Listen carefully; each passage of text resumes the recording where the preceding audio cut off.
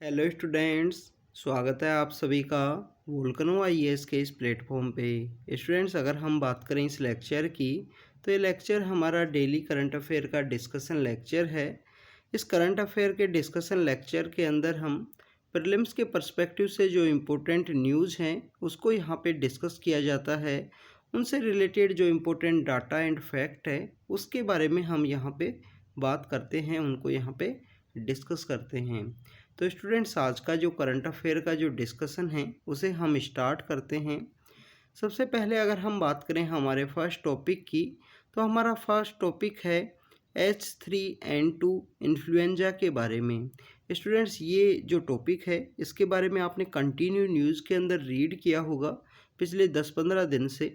तो इसके बारे में आज द हिंदू के अंदर मेंशन था। इसके बारे में अगर हम बात करें इस इन्फ्लुएंजा के बारे में, तो ये बेसिकली एक सीजनल वायरस है। और ये सीजन जब भी कोई सीजन का चेंज आता है, जब भी कोई सीजन के अंदर चेंज आएगा, आप देखिए कि प्रेजेंट समय में विंटर से जो समर का जो यहाँ पे अराइवल हुआ है, जो सीजन का यहाँ पे चेंज हुआ है, उस समय में इस इन्फ्लुएंजा के जो इन्फेक्शंस हैं वो नॉर्मली पीक समय पे देखने के लिए मिलते हैं। पीक उनका समय होता है। इसके जो इन्फेक्शंस हैं वो आपको ज़्यादा से ज़्यादा देखने के लिए मिलेंगे सीजन के चेंज के समय में। अगर हम बात करें H3N2 इन्फ्लुएंजा के जो सिम्टम्स हैं उनके बारे में, तो इसके अंदर आपको जो फीवर की जो सिचुएशन है, बॉडी के अंदर आपका जो जॉइंट्स के अंदर पेन है, आपका जो थ्रोट की जो प्रॉब्लम है, श्योर थ्रोट है, कफ है, इवन यहाँ पे आपका नोज़ का जो ब्लॉकेज है और काफ़ी सारा जो ब्रीथिंग का जो सिचुएशंस है, few shortness of the breath आपको यहाँ पे देखने के लिए मिलता है। तो ये कुछ सिम्टम्स हैं जो आपको H3N2 इन्फ्लुएंजा के जो सिम्टम्स के रूप में देखने के लिए मिलेंगे। तो एक सीजनल वायरस के रूप में ये यहाँ पे वर्क करता है H3N2 इन्फ्लुएंजा। और इसके समय आपको जब भी मौसम का चेंज होगा उस समय में इसके जो केसेज हैं वो देखने के लिए मिलते हैं। अब ये प्रेजेंटली न्यूज़ के अंदर क्यों है? प्रेजेंटली न्यूज़ के अंदर इस वजह से है, हमारी जो ministry of health and family welfare के द्वारा जो गाइडलाइन है H3N2 इन्फ्लुएंजा के रिगार्डिंग में जो इम्पोर्टेंट गाइडलाइंस हैं वो इशू की गई हैं। इस वजह से ये टॉपिक न्यूज़ के अंदर में था। अगर हम बात करें H3N2 इन्फ्लुएंजा के बारे में, तो ये यहाँ पे आपको पर्सन टू पर्सन भी इसका जो स्प्रेड है वो देखने के लिए मिलता है। कोई भी यहाँ पे जो इन्फेक्टेड पर्सन के अगर कॉन्टैक्ट के अंदर आएगा तो कोई भी यहाँ पे इससे इफ़ेक्ट हो सकता है, चाहे वो ओल्डर एज का कोई पर्सन हो, चाहे कोई एडल्ट हो, या यंगर चिल्ड्रन भी अगर इस एज का है। तो यहाँ पे जो हाईएस्ट रिस्क के रूप में देखा गया है H3N2 से अफेक्टेड पर्सन के अगर वो कॉन्टैक्ट के अंदर आएंगे तो उनको भी ये इन्फेक्शन है वो हो सकता है। स्टूडेंट्स, इसकी टेस्टिंग के रिगार्डिंग में किस तरीके से इसको टेस्ट किया जाए, किस तरीके से इसका जो प्रॉपर रेगुलेट किया जाए, तो सेम जो कोविड-19 के समय जो आपको देखने के लिए मिलता था, RT-PCR जो टेक्निक हुआ करती थी, RT-PCR के थ्रू जो टेस्टिंग है वो आपको देखने के लिए मिलती थी कोविड केसेस की। तो उसी की सेम प्रोसीजर के थ्रू H3N2 इन्फ्लुएंजा को भी ट्रैक किया जाता है, उसका जो टेस्टिंग है वो किया जाता है।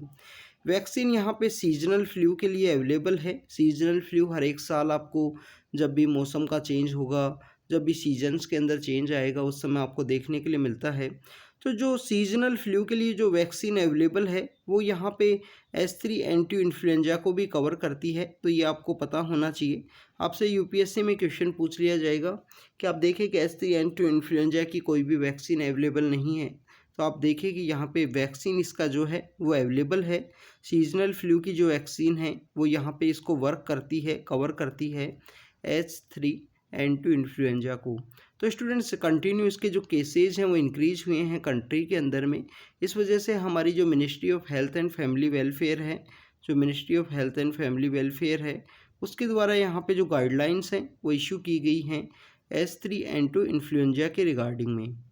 स्टूडेंट्स, अगर हम बात करें नेक्स्ट टॉपिक की, तो हमारा नेक्स्ट टॉपिक है निपुण भारत अभियान के बारे में। निपुण भारत जो कि एक मिशन मोड के रूप में, इस जो नेशनल मिशन मोड के रूप में इस इनिशिएटिव को लॉन्च किया गया था।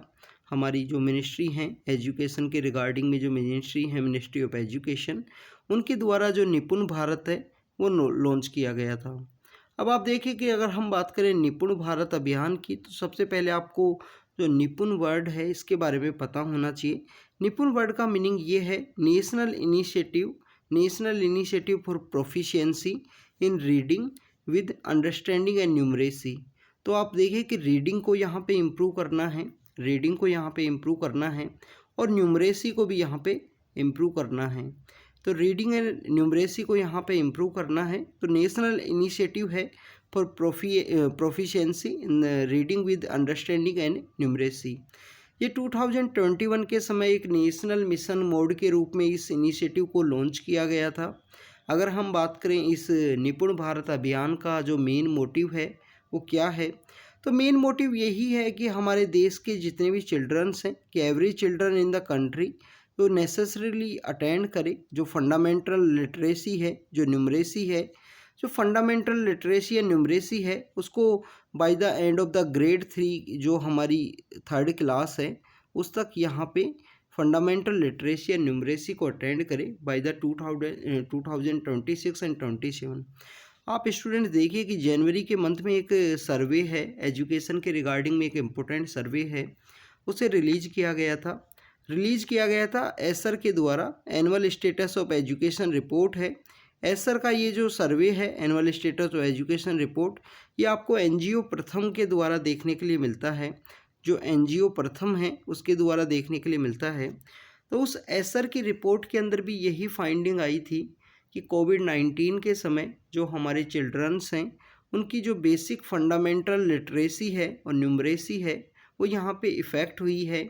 तो इसी वजह से आप देखें कि ये जो एजुकेशन की डिफरेंट सर्वेज हैं जो क्वालिटी एजुकेशन के रिगार्डिंग में हैं, या नेशनल अचीवमेंट सर्वे है, या annual status of education report है जो एनजीओ प्रथम का है, इन सब के जो इम्पोर्टेंट डाटा एंड फैक्ट हैं वो आपको पता होनी चाहिए स्टूडेंट्स।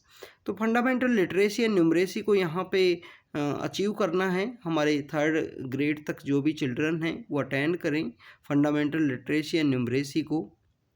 स्टूडेंट्स अगर हम बात करें निपुण भारत अभियान के बारे में, तो निपुण भारत अभियान को 5 जो टायर हैं 5 टायर्स के अंदर इसको इम्प्लीमेंट किया जाएगा। आप देखिए कि यहाँ पे आपसे क्वेश्चन इस तरीके से पूछ लिया जाएगा कि क्या निपुण भारत अभियान को जो 3 टायर के अंदर इम्प्लीमेंट किया जाएगा, तो आपको पता होना चाहिए कि 5 टायर्स के अंदर इसको इम्प्लीमेंट किया जाएगा। अब 5 टायर्स क्या हैं, नेशनल लेवल पे इसको इम्प्लीमेंट किया जाएगा, स्टेट वाइज भी इसको इम्प्लीमेंट किया जाएगा, उसके बाद में डिस्ट्रिक्ट वाइज है, फिर ब्लॉक वाइज है, और फिर आपको स्कूल वाइज आपको देखने के लिए मिलेगा। तो इस तरीके से 5 टायर के रूप में इस निपुण भारत अभियान है इसे इम्प्लीमेंट किया गया है।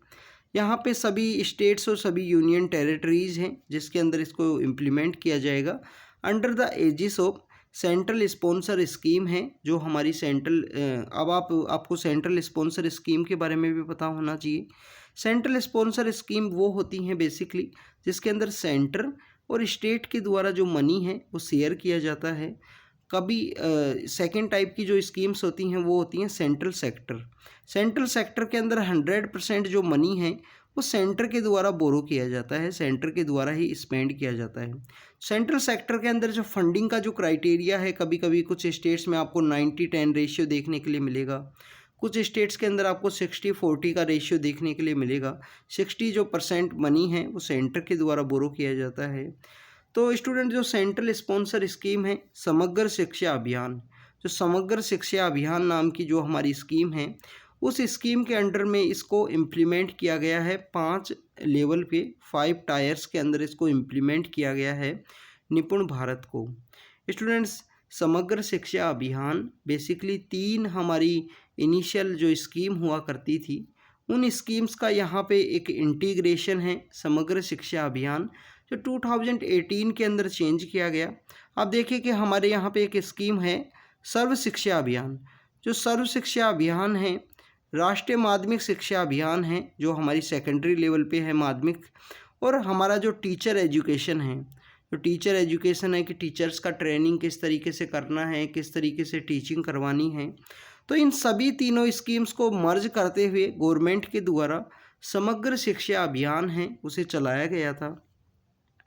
निपुण भारत बेसिकली जो फंडामेंटल लिटरेसी एंड न्यूमरेसी को इम्प्रूव करने के लिए है, और ये फंडामेंटल लिटरेसी एंड न्यूमरेसी हमारी जो न्यू एजुकेशन पॉलिसी है जो इंडिपेंडेंस के बाद में हमारी थर्ड एजुकेशन पॉलिसी है, उसका भी एक one of the most important component है। तो आप देखिए कि न्यू एजुकेशन पॉलिसी के जो क्राइटेरियाज हैं उनको भी इम्प्रूव किया जाएगा इसके थ्रू में। इसका जो अगर हम इम्प्लीमेंटेशन की बात करें तो मिनिस्ट्री ऑफ एजुकेशन के अंडर में एक डिपार्टमेंट है, department of school education and literacy, उसके द्वारा इसका इम्प्लीमेंटेशन है वो आपको देखने के लिए मिलेगा निपुण भारत अभियान का। स्टूडेंट्स अगर हम बात करें नेक्स्ट टॉपिक की, नेक्स्ट टॉपिक है वाइल्ड लाइफ सेंचुरी के बारे में।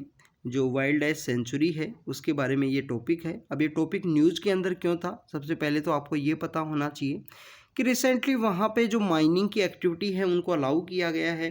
तो जो गुजरात हाई कोर्ट है उसके द्वारा यहाँ पे स्टेट का जो रिस्पॉन्स है वो मांगा गया है कि वहाँ पे माइनिंग की एक्टिविटी जो अलाउ की गई हैं क्या किस तरीके से वो इफ़ेक्ट कर सकती हैं, किस तरीके से वहाँ पे लोकल कम्युनिटी को प्रोटेक्ट किया जाएगा, उन सब के बारे में बात की गई है। वाइल्ड लाइफ सेंचुरी के बारे में आपको पता होना चाहिए कि कहाँ पे ये लोकेटेड है, गुजरात में कौन से एरिया के अंदर लोकेटेड है। तो वाइल्ड लाइफ सेंचुरी के बारे में अगर हम बात करें, ये जो लिटिल रन ऑफ कच्छ है, गुजरात स्टेट के अंदर जो रन ऑफ कच्छ है वहाँ पे लोकेटेड है। ओनली प्लेस है इंडिया के अंदर जो वाइल्ड लाइफ के रिगार्डिंग में जो हमारे जंगली गधे होते हैं उनको बचाने के लिए, जिसमें बेसिकली आपको लोकली जो खच्चर हैं वो भी यहाँ पे पाए जाते हैं इस वाइल्ड लाइफ सेंचुरी के अंदर में। तो हमारे कंट्री का ओनली प्लेस है जहाँ पे जो वाइल्ड लाइफ है उनको प्रोटेक्ट किया जाता है, उनको बचाया जाता है। सेंचुरी के अंदर अगर हम बात करें, जो वाइल्ड लाइफ सेंचुरी है उसके अंदर आपको दो इम्पोर्टेंट ट्राइब हैं वो देखने के लिए मिलती हैं। रेबारी नाम की एक ट्राइब है, भारवाड़ नाम की एक ट्राइब है, वो आपको यहाँ पे देखने के लिए मिलती है। इसी एरिया के अंदर आपको जो बन्नी ग्रास लैंड है, जो बन्नी ग्रास लैंड है वो भी आपको पाई जाती है। बन्नी ग्रास लैंड बेसिकली यहाँ पे ज़मीन का जो रिस्टोरेशन है उसके अंदर हेल्प करती है। तो आप कमेंट सेक्शन के अंदर बताना कि इंडिया का जो लैंड रिस्टोरेशन का जो टारगेट है, लैंड डिग्रेडेशन न्यूट्रलिटी को अचीव करने का जो टाइम है वो क्या है, लैंड डिग्रेडेशन न्यूट्रलिटी को अचीव करने का जो टारगेट है वो क्या है, और कितना ज़मीन है वो हमको यहाँ पे रीस्टोर करना है, ये हमारा जो बेसिकली टारगेट है उसके बारे में आपको बताना है। तो स्टूडेंट्स, रेबारी और भारवाड़ नाम की जो दो ट्राइब हैं वो इसी वाइल्ड लाइफ सेंचुरी के एरिया के अंदर पाई जाती हैं। वाइल्ड लाइफ सेंचुरी जो कि लिटिल रन ऑफ कच्छ के अंदर पाई जाती है गुजरात के अंदर, और वहाँ पे आपको लोकली खच्चर भी मिलते हैं। इंडिया के अंदर ओनली प्लेस है जहाँ पे वाइल्ड लाइफ को यहाँ पे प्रोटेक्ट किया गया है। स्टूडेंट्स, अगर हम बात करें कि ये वाइल्ड लाइफ सेंचुरी है बेसिकली एक इकोटोन के रूप में काम करती है। अगर आपको इकोटोन के बारे में नहीं पता है तो आप अपनी इन्वायरमेंट के जो बेसिक नोट्स हैं उनको एक बार प्रिपेयर कीजिए, क्योंकि स्टूडेंट्स इस तरीके से जो इन्फॉर्मेशन है वो आपको पता होनी चाहिए। इकोटोन बेसिकली एक ट्रांजिशनल एरिया होता है। तो यहाँ पे जो वाइल्ड लाइफ सेंचुरी है ये मैरीन एरिया और टेरेस्ट्रियल इकोसिस्टम के बीच में एक इकोटोन के रूप में वर्क करती है, एक ट्रांजिशन एरिया के रूप में यहाँ पे वर्क करती है। स्टूडेंट्स, अगर हम बात करें वाइल्ड लाइफ सेंचुरी के अंदर पाए जाने वाले हैबिटाट के बारे में, तो आपको स्टूडेंट्स, हम जो वाइल्ड लाइफ हैं, जो गधे हैं, उनका जो यहाँ पे जो डंकी हैं उनका हैबिटाट कहाँ पे पाया जाता है, तो उनका जो हैबिटाट है वो आपको डेजर्ट के एरिया के अंदर, ग्रीनलैंड इकोसिस्टम के अंदर इनका जो हैबिटाट है वो आपको देखने के लिए मिलता है। अगर हम इनके वाइल्ड लाइफ के कंजर्वेशन स्टेटस की बात करें तो IUCN के अंदर इनको नियर थ्रेटन्ड रखा गया है। IUCN का जो स्टेटस है वो उनको एंटी स्टेटस दिया गया है, नियर थ्रेटन्ड। साइट्स के अपेंडिक्स सेकंड के अंदर इनको प्रोटेक्ट किया गया है, और वाइल्ड लाइफ प्रोटेक्शन एक्ट 1972 के शेड्यूल 1 के अंदर ये आपको देखने के लिए मिलते हैं।